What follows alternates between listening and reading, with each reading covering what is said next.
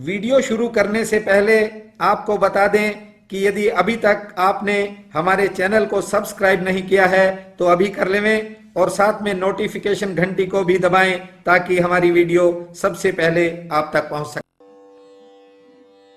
बंधुओं, इस छोटे से जीवन में मैंने जिस बात का बड़ी गहनता से अध्ययन किया वो ये है कि ज्यादा पढ़ा लिखा आदमी कुछ जरूरत से ज्यादा सोचने भी लगता है। जितना ज्यादा पढ़ लिख जाता है उतना ज्यादा तनाव में भी रहता है। ज्यादा अपेक्षाओं के कारण तरह तरह के डर भी वह महसूस करता है और ज्यादा पढ़े लिखे आदमी के सिर पर तरह तरह की चिंताएं भी हर समय सवार रहती हैं, जबकि कम पढ़े लिखे लोग मैंने देखा कि थोड़ा कम चिंतित रहते हैं।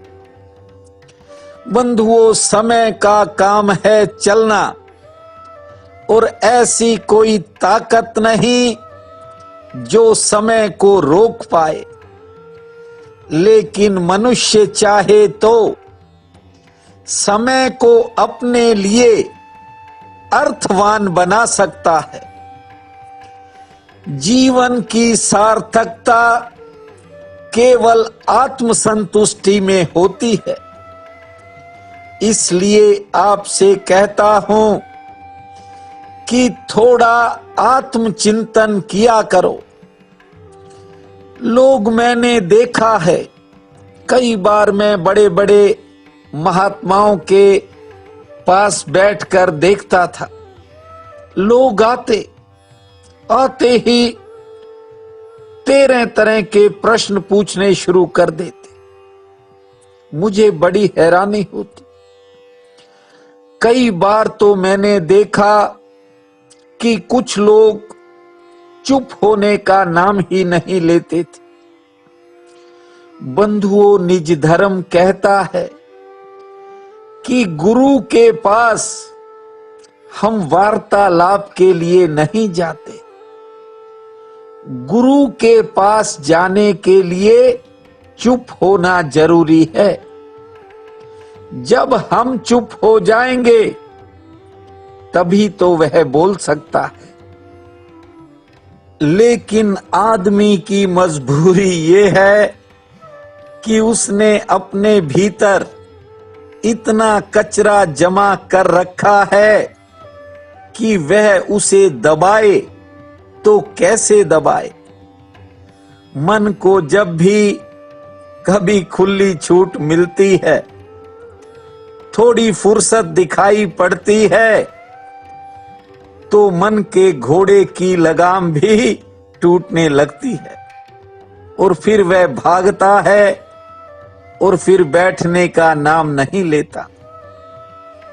इसलिए निज धर्म ने कहा है कि पहले थोड़ा चुप होने की कला भी सीखनी चाहिए। कभी 24 घंटे में जैसी सुविधा हो, भले ही 2-4 मिनट के लिए शांत होकर बैठना सीखो। आपके भीतर वार्तालाप चलेगा। आप उसमें सहयोगी मत बनना। यह सूत्र है आज का। चल रही है भीतर चर्चा, तुम केवल उसे सुनो। जैसे कोई 2 आदमी बात कर रहे हैं, लेकिन तुम दूर रहो। तुम बीच में पढ़ने का प्रयास मत करो, न ही उलझने की कोशिश करो। आप केवल सुनते रहो। मन का यह कोना मन के दूसरे कोने से क्या बोल रहा है, बस देखो, सुनो। किसी भी बात को न दबाओ न रोको, उन्हें हटाओ। केवल मन के भीतर जो चल रहा है आप उसके साक्षी होने का प्रयास करो। इस सूत्र की एक और महत्वपूर्ण बात भी ध्यान से समझने का प्रयास कीजिए। अगर सुविधा हो आपको और आपको अच्छा लगे तो भले ही बंद कमरे में बैठ जाओ और वह विचार जोर जोर से बाहर निकालो जो आपके भीतर चल रहे हैं। पूरी निष्पक्षता से, पूरी ईमानदारी से जो भीतर चल रहा है उसे जोर जोर से बोलकर बाहर निकाल दो। यदि कुछ मिनट भी आप ये कर पाए और 2-4 महीने भी कर गए तो धीरे धीरे आपको एक नया अनुभव होगा। आपके मन में धीरे धीरे विचार कम आएंगे, क्योंकि जो पुराना इकट्ठा हुआ खजाना था वह धीरे धीरे कम होता चला जाएगा। मन में कम चीजें रह जाएंगी। कभी कभी एक आधा विचार आएगा, लेकिन वह भी अकेला रहकर दूर भाग जाएगा। थोड़ा प्रयोग करने की कोशिश करें। बंधुओं, विचार एक ऐसी चीज है, ये आदमी को उलझा देता है। कैसे उलझाता है? मान लो इंसान कोई बढ़िया कार देखता है, कोई कोठी देखता है।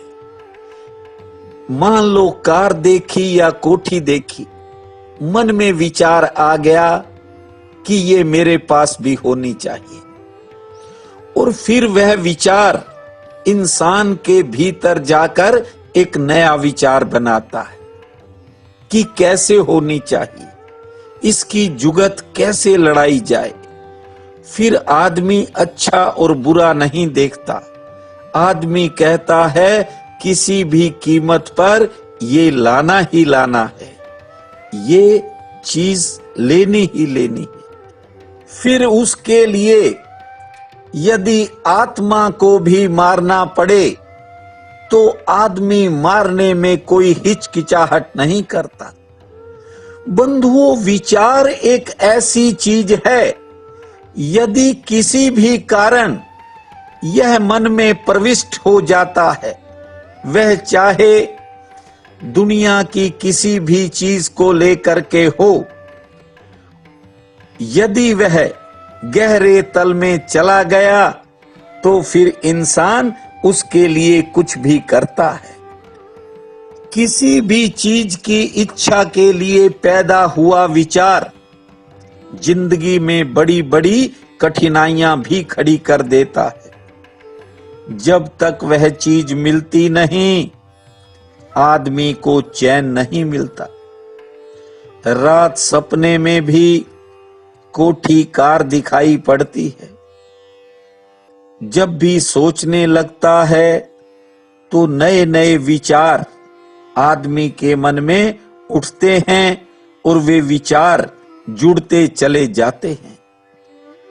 इसलिए विचारों को खाली करना बहुत जरूरी होता है। बंधुओं, एक बार फिर लॉकडाउन की मियाद बढ़ गई है और एक लंबे समय से आप घरों में रहकर साधारण तौर पर कोरोना की लड़ाई लड़ रहे हैं। बंधुओं, ये लड़ाई लंबी भी चल सकती है और इसके लिए तरह तरह के प्रश्न और विचार भी मन में उठते रहते हैं। लेकिन ये समय ऐसा है कि इसमें आपको परमात्मा की तरफ ध्यान को ले जाना चाहिए। मन में थोड़ी संवेदनशीलता लानी चाहिए, क्योंकि भले ही इंसान ने कितना भी विकास कर लिया हो, लेकिन आगे चलने की होड़ और आगे निकलने की दौड़, इस दौड़ ने मानवता को जरूर पीछे छोड़ दिया। कारण ये हुआ कि इंसान संवेदना शून्य होता चला गया। हमको दो आंसू नहीं आते हैं अनहोनी घटना पर, थोड़ी सी चर्चा होती है बहुत बड़ी दुर्घटना पर। बंधुओं, इस समय के अंदर न जाने कौन कौन व्यक्ति क्या क्या कष्ट झेल रहा है, किस किस तरह के दुखों का सामना कर रहा है, और जो सुबह कमाकर शाम को खाने वाले लोग थे, उनकी स्थिति, उनके हालात तो वे ही ज्यादा बेहतर समझ सकते हैं। लेकिन आज भूख से जुड़े एक मामले की चर्चा आपके साथ कर रहा हूं। बंधुओं, 2 दिन पहले मैंने एक वीडियो देखा। अफ्रीका के कीनिया की रहने वाली एक महिला, जिसके पास खाने पीने का सारा सामान समाप्त हो गया था। पेनिना नाम की ये महिला विधवा है। पति को कुछ वर्ष पहले लुटेरों ने मार दिया था। बंधुओं, इस महिला के घर न तो बिजली है और न पानी है। 8 बच्चों की मां पेनिना कुछ दिनों से तो लॉकडाउन के चलते गुजारा चला रही थी, लेकिन अब हालात ऐसे बन गए थे कि उसके पास खाने के लिए कुछ नहीं बचा था। अब मैं जो बात कहने जा रहा हूं, मुझे कहते हुए शर्म आ रही है और आपको सुनते हुए शर्म आएगी। बंधुओं, 2 दिन पहले इस महिला के घर का दाना दाना समाप्त हो गया। बड़े बच्चों को तो मां ने समझा दिया, लेकिन छोटे बच्चे खाने की जिद कर रहे थे। आप हैरान हो जाएंगे। मां की ममता जानते हो उस मां पेनिना ने क्या किया? उसने एक पात्र में, एक बर्तन के अंदर थोड़े से पत्थर डाल दिए और पानी डाल दिया। छोटे बच्चों को कहने लगी कि मैं बना रही हूं, खाना तैयार हो रहा है। मां की ममता थी। सोचती थी शायद इनको नींद आ जाए और ये भूख से ना बिलबिलाए। हालांकि इस घटना की जानकारी जब पड़ोसियों को हुई तो उन्होंने इस बात को मीडिया में बताया और फिर बड़ी संख्या में लोग उसकी मदद के लिए आ गए। इसलिए कहता हूं कि ये समय ऐसा है जो हाथ से निकल जाएगा, किसी के काम आ जाएगा, वही आपके आगे साथ जाएगा। इसलिए अपनी शक्ति और सामर्थ्य के अनुसार जो भी आप ठीक समझो वो पुण्य में जरूर लगाया करो। प्रिय बंधुओं व मातृदेवी शक्तियों, आज 4 मई दिन सोमवार है। आप सबको मेरा नमस्कार है। आज का उपाय इस प्रकार है। आज वैशाख शुक्ल पक्ष की महाद्वादशी है। बहुत बड़ा पुण्य काल रहेगा। उठते ही धरती माँ को साष्टांग प्रणाम करना। 2 मिनट मौन और शांत रहकर देवाधिदेव महादेव बाबा भोलेनाथ का स्मरण करना। दिनचर्या की शुरुआत करने से पहले भगवान शंकर की पूजा करना, फिर तुलसी और सूर्य भगवान को जल अर्पित करना। खाने से पहले थोड़ा सा भोजन पुण्य में लगाना। शाम के समय ब्रह्मा विष्णु महेश तीनों देवताओं का ध्यान धर के पूजा स्थल में एक ज्योत जलाना। पक्षियों को दाना डालना। भूमा भूतेश्वराय नमः। भूमा भूतेश्वराय नमः। भूमा भूतेश्वराय नमः। इस महामंत्र को जपना। समय ठीक रहेगा। आप सबका बहुत बहुत धन्यवाद।